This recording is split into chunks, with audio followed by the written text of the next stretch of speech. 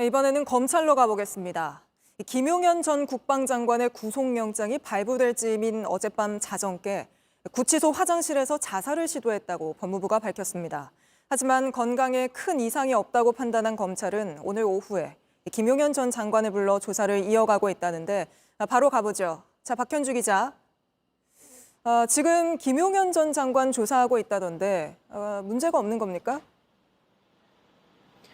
네, 그렇습니다. 김용현 전 국방부 장관은 오늘 오후 2시쯤부터 이곳 서울중앙지검에서 현재까지 조사를 받고 있습니다.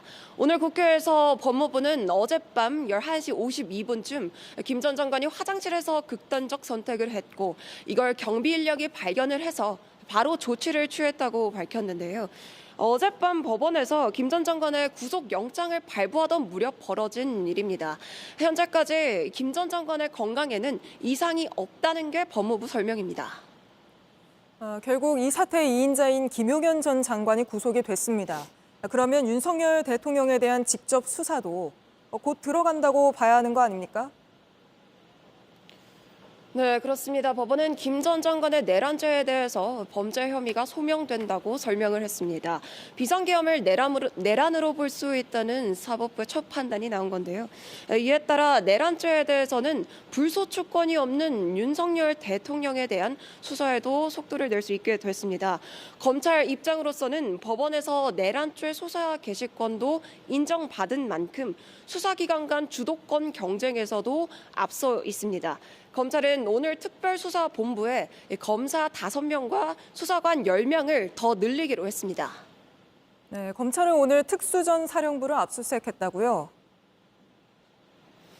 그렇습니다. 특수전사령부는 비상계엄 당시 국회로 진입했습니다. 곽종근 특수전사령관은 윤 대통령이 직접 문을 부수고 국회의원들을 끌어내라는 지시를 했다고 국회에서 증언한 바 있는데요.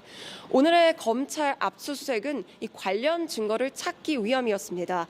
또 검찰은 국회의원 등에 대한 체포조를 가동했던 방첩사령부에 대해서도 4일째 압수수색에 나섰습니다.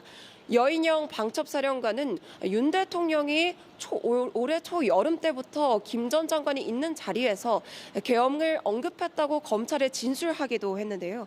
검찰은 김 전 장관을 포함해서 군 지휘부를 상대로 윤 대통령의 개입 여부를 확인하고 있습니다.